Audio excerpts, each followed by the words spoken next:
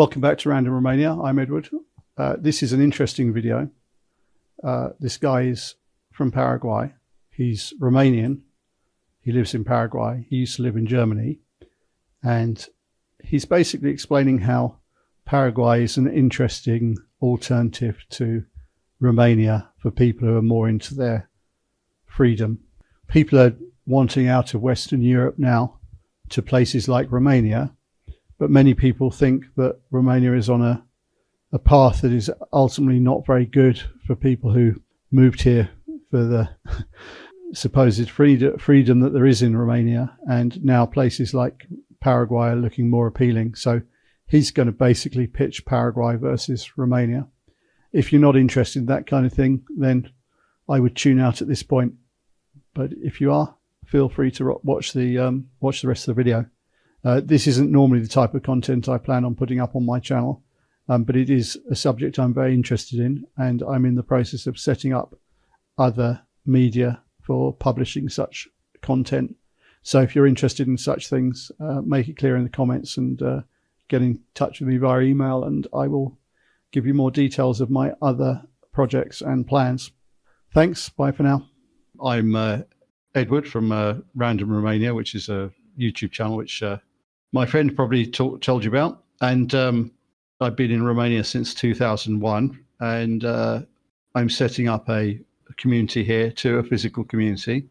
And in recent years, I've been getting involved in a lot of conversations with different people all over the world about maybe Romania is not a good place to stay in the long term, and where would we go if we had to leave Romania?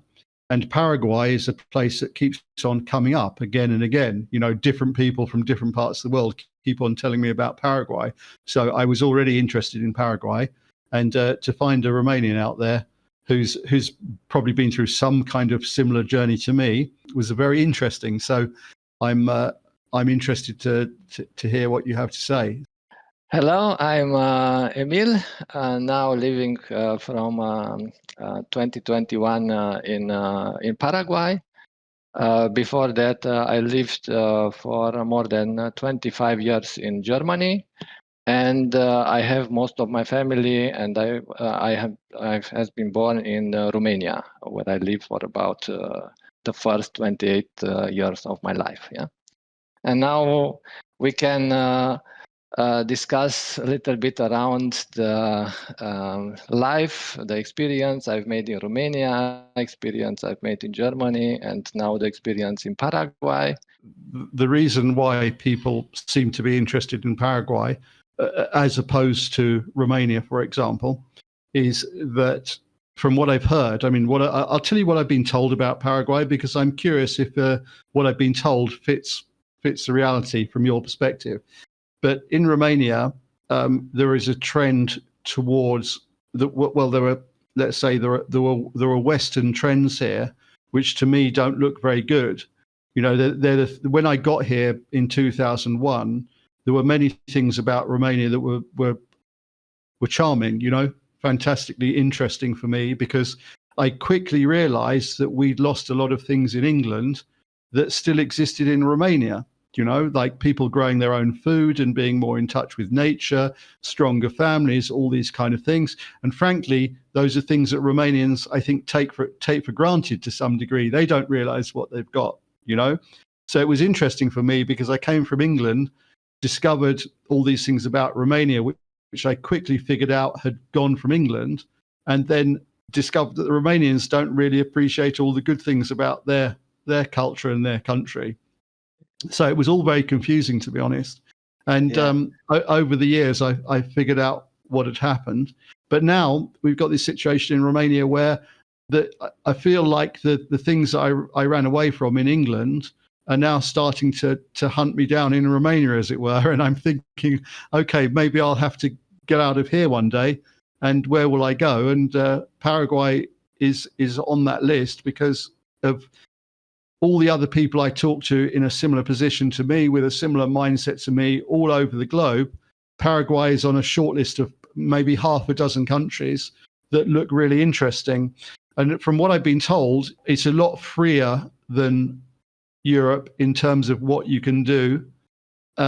in terms of growing your own food, building a community, the kind of things we've talked about, farming, whatever. It's easier to do things. You get left alone, more freedom orientated. I think the freedom thing, that's a broad term, but more free, I would think, is the best way to. I've had it described.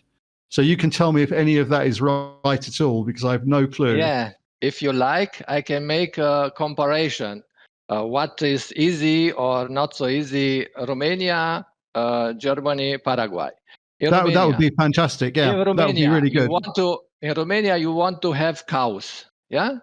Yes. You buy some cows. You buy some land. You need to work hard to make some hay, because in winter you need to give something to eat to your cows. No. Yes. But each time you want, you have some milk. You can slaughter your cow to have some meat and so on. You have the freedom to use your own goods. Yeah. Mm-hmm. In Germany, it's not allowed in most of the places to hold animals. Yeah. You need to have a special agricultural things to hold things. Yes. It's not allowed to slack it down, huh? And there are so much regulation that the energy input, where are your field? The field you can buy it because it's too high prices. Yeah. Yes. High prices, high regulation. Here in Yes. Paraguay, you came here. You have probably 1,000 square meter ground, and you can have a cow. Yes. And this cow, you can put it near a tree, and you only need to give the cow some water from time to time. Mm-hmm. And in 2 years, you can slaughter the cow and you have it. Here, Mm-hmm. because here is no winter. Now we have here winter, yeah. Mm-hmm. But the lowest temperature is 2 or 3 degrees plus. Mm-hmm. Therefore, there are all the year long, there are greens. Mm-hmm. Yeah. And even the poor people can have some cows, and if they need some money, they can sell the cows. Yeah. Yes. Yeah. And I said, so if you don't have any land, you can put it near the street, because it's also automatic and mower, yeah, for eating the grass and so on. And there is not so much. No, I understand. So A mower. this property feeling, as in Germany or as in Romania, that's my land. Nobody is allowed to come here. The normal people, most of them, they didn't have a fence. Yeah. Yes. And therefore, you can travel on the road. You can stop and you can ask them, "Hello, how are you? Do you have some fruits? I can buy them, or I can receive them from nothing," and so on. Yeah, and that's the idea. How much energy you need to put in Romania, in Germany, in Paraguay to have your meat or your milk. Yes. Yeah? And that's all the things in energy, because we are at this time we are trained about some prices. The prices of the oil is this price. The prices of the vegetables in the supermarkets, they have this price. But the price of producing something in a world and not allowing to export it or to import it in other, that will be probably long term the biggest issue.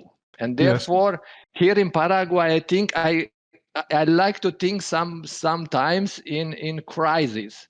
How about financial crisis? How about energy crisis? How about electrical crisis? All the commodities we have at this time could be a crisis. Not should be not tomorrow, but could be. Yeah. Well, in this crisis, what can you make in Romania? In Romania, I see my family. They live in a village. In a village, they have some power line. They bought. They have some places where they have water. they have their garden, they have their animals, they have their not cows but smaller animals, yeah, hens Yes. and rabbits and so on, and they have their garden and probably also the fruit garden. And with these things, if you can buy some wood for winter, you can survive even without electricity. Yes. When you have enough wood, you can Mhm. survive because you put most of the produces from your vegetable and fruit garden. You put them in the storage room, and you have it all winter. And if you Yes. have the possibility to warm, you can survive.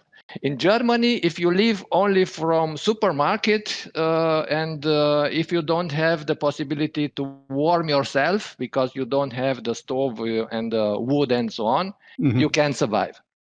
Here in Paraguay, here is with water we need electricity because the water is more than 100 meters deep below. But it's one of the biggest aquifer, the biggest reservoir of the earth here from sweet water. Yeah.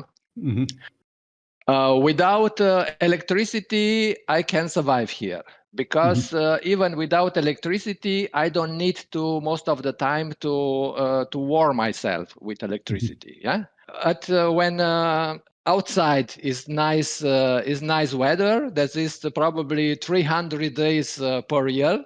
Even if in winter you got here 25 and 30 degrees Celsius, and you can eat something from your garden, or Yes. you can probably, if you have a solar cooker, you can cook it. Yeah.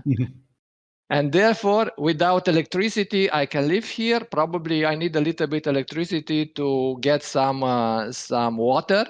But even without water, I can eat the fruits, or I can drink my sugar cane. I have in my Yes. garden sugar cane. I can press manually the sugar cane juice, and it's a little bit of drink. Yeah. Yes. And that's the idea, how much from these things that are normal for us can be controlled, and how as a person or as a community, how you can survive, how you can exchange things. If I make some honey, or I make some Yes. products from fruits and healing plants, probably other person make something oils or something else, and we can also exchange this. Yeah. And one of the questions that comes up a lot Yeah. from people who've got families and children is there's a significant movement of people who want to homeschool their kids and educate their kids themselves. And so if you want to do that, can you just move into the countryside in Paraguay and not worry about you don't have a You need to have good infrastructure, the power line, and internet. Yeah, because that's Sure, but my point is you're also. not going to Yeah. get bothered by the state telling you that they need to educate your children. And no, okay. You need to Yeah, have some that they need to know because you have a residency here, and they need to know which art from schooling are you making, and you can make it homeschooling. And Yeah. what's the cost of land there if I want to buy some? At this time where I live relative in the neighborhood from relative near to the main city, to Asunción. Yeah, And as you yeah, live in the near the big city, then the plots are expensive. Here are 4,000 square meter. There is 25 euro per square meter. It's not so cheap. It's not so yeah. cheap. Yeah. No, it's not cheap. No. But it's not cheap. Yeah. But what But about if you get out into say you get 50 kilometers outside the city? Then what's the prices? 50. I am 40 kilometers. And it's 25 a meter there. About yeah, it's not always the same. If you buy 1, 2, 3 hectares and you want to develop yourself, that probably will be cheaper. but we bought in a specific area where we have organic farm here, and we have only a neighbor from civilized people. It's not 100% the Gates community, but it's a little bit of community here. Yeah. What are your needs if you want to come in Paraguay? Do you want to make some cattle, or do you want to make gardening? And what are your ideas? My personal idea is to stay in Romania, but my idea would be if I'm somehow forced to leave Romania, I was effectively forced to leave the UK. You know, I was so disillusioned with to be frank, the way I was being treated in my own country, that I just had enough of everything, and I didn't fully understand what had happened until I came to Romania. And slowly over the course of many years, I came to understand exactly what had happened, right? And I see similar trends in Romania. I think people are waking up in Europe, though. I think there is potentially these problems will get solved. I don't know. Like you talk about Germany and power and energy. I'm sure you know that the Germans, for some bizarre reason, decided to switch off all their perfectly serviceable nuclear power stations. Like that, you know, if you want to destroy your own industry, that would be one good way to do it. And they seem to have done that. So I'm not quite sure what they're doing, why they're doing it. I have some idea, but anyway, they're doing it. But I think people are starting to realize, that there's some significant problems, and if they don't push back at all, they're in big trouble. You know, so I think it's hard to predict what's going to happen at the moment. But for me personally, Paraguay would be like a backup plan. But I know there are people that I talk to that are keen on sort of going a little bit more wild than Romania. I mean, in Romania, there's still places you can go that are remote that are pretty good, right? But I don't think it's going to be, well, like you said, the problem here is the climate. You know, people say the same thing. People say the same thing about Asia. I have friends in different parts of Asia, and that they one of their theories is about why it's quite hard to get anything done there is because you can actually survive off the land so easily, because you can literally just pick up food off the ground all year round. Yeah. You know, and like people in Europe don't think about that, because you can't do that in Europe. You have to have energy. You have to have energy for the winter. Plus, in Europe, it's not so easy to have land. Yes. Especially in Germany, it's not so cheap to buy land in a specific. Well, region. no. Well, like there's I mean, I would argue that there is a clear financial conspiracy to separate people from their land, you know, and end up with all the land belonging to a few corporations. That's what I mean. In England, they've just passed a law to make people pay inheritance tax on their family farms, right? So basically, you've got family farms in the UK that have been in families for 200, 300 years, handed down generation after generation, and just arbitrarily they decided, okay, you now have to pay inheritance tax, which is, I mean, the idea of tax on a property is ridiculous, because if you're paying a tax on a property, it's not your property by definition, you know. And here you also need to pay this annual tax for the land here, but it's very low price. Yeah. Okay, good. All right. Thank you very much then, and we'll speak again soon. And it was nice to meet you. Thank you very much. Take care. Cheers. Bye-bye. Bye.